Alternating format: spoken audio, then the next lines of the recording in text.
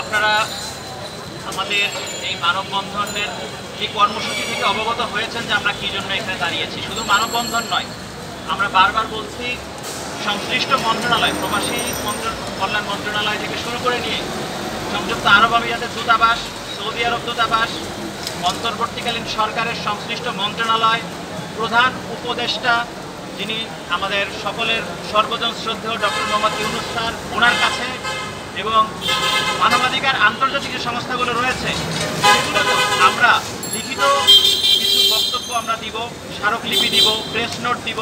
ইনশাল্লাহ আমাদের ভাইরা যতদিন পর্যন্ত ওখানে থাকবেন, যতক্ষণ না পর্যন্ত শেষ ভাইটা বের না হবেন, আমরা আমাদের শান্তিপূর্ণ কর্মসূচি যেভাবে করার দরকার, বিভিন্ন মন্ত্রণালয় থেকে শুরু করে বিভিন্ন ব্যক্তিবর্গের কাছে যাওয়া দরকার, আমরা এটা চালিয়ে যাব। এই মানববন্ধন এখানেই শেষ নয়, এটা একটা চলমান প্রক্রিয়া। শেষ ভাইটি মুক্তি না পাওয়া পর্যন্ত আমাদের কর্মকাণ্ড চলমান থাকবে ইনশাল্লাহ।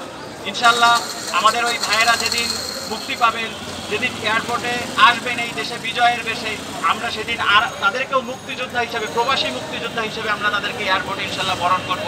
সেই দিনের অপেক্ষায় থাকবো। তবে সেই দিনটা আসার জন্য একটু সময় দিতে হবে। আপনারা জানেন বর্তমান সরকার বিভিন্ন গুরুত্বপূর্ণ কাজে হাত দিয়েছে।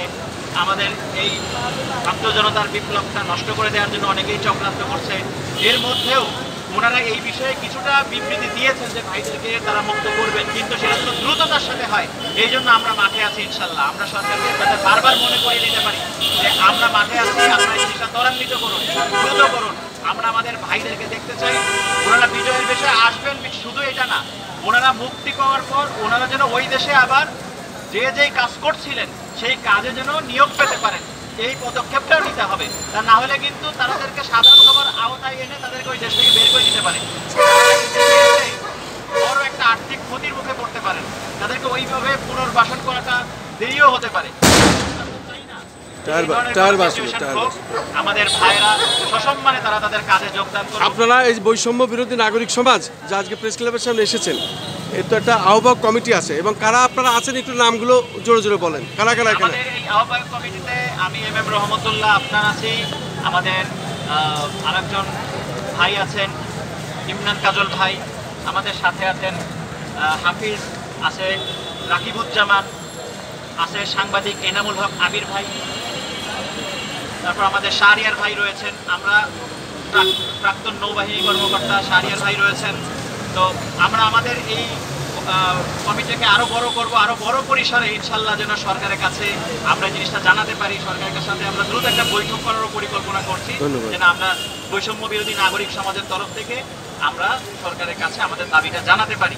শুধু আজকের এই আমাদের প্রবাসী ভাইদের মুক্তির জন্যই নয়, নাগরিক সমাজের বিভিন্ন সমস্যা নিয়ে যেন বারবার আপনাদের সামনে দাঁড়াতে পারি। আপনারা যারা সাংবাদিক ভাইয়েরা আছেন তারাও আমাদের এই দাবি দাওয়াগুলো সংশ্লিষ্ট মহলে আপনারা পৌঁছায় দেওয়ার চেষ্টা করবেন। সেই সাথে আপনাদের যেই মিডিয়ার মাধ্যম দিয়ে আপনারা আমাদের দাবিগুলো বাংলাদেশের মানুষের কাছে এবং বিশ্ববাসীর কাছে তুলে ধরতে পারবেন। আপনাদের কাছে উদাত্ত আহ্বান জানাই, আপনারা আমাদের এই দাবিগুলো তুলে ধরবেন। তাহলে আমাদের মতো আরও অনেকেই তারা মানুষের কাছে ভালো করে উঠে আসবে, এবং আমাদের এই বৈষম্য বিরোধী যে ছাত্র আন্দোলনের যেই ছাত্র সমাজের যে সমন্বয়ক ভাইয়েরা আছেন, যাদের ঐকান্তিক প্রচেষ্টায় যারা নিজের জীবনের পরোয়া না করে এই ফ্যাসিস্ট একটি সরকারের বিপরীতে দাঁড়িয়েছিলেন, সেই ভয়ানক সিচুয়েশন থেকে আল্লাহ তাদেরকে উদ্ধার করে নিয়ে এসেছেন সেটা আমরা জানি।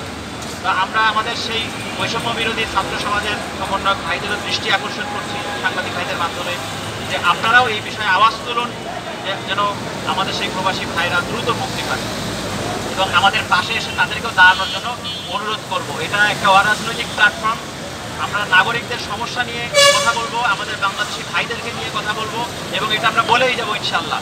সেটা এই অন্তর্বর্তীকালীন সরকার থাকুক বা যে সরকারই আসুক, আমরা নাগরিকদের বিভিন্ন সমস্যা নিয়ে সবসময় আমরা কথা বলবো ইনশাল্লাহ। ধন্যবাদ জানাচ্ছি। আর আজকের মতো আমাদের এই মানববন্ধন কর্মসূচির সমাপ্তি ঘোষণা করছি। যারা উপস্থিত ছিলেন সকলকে ধন্যবাদ, সাংবাদিক ভাইরা ধন্যবাদ, যারা এখানে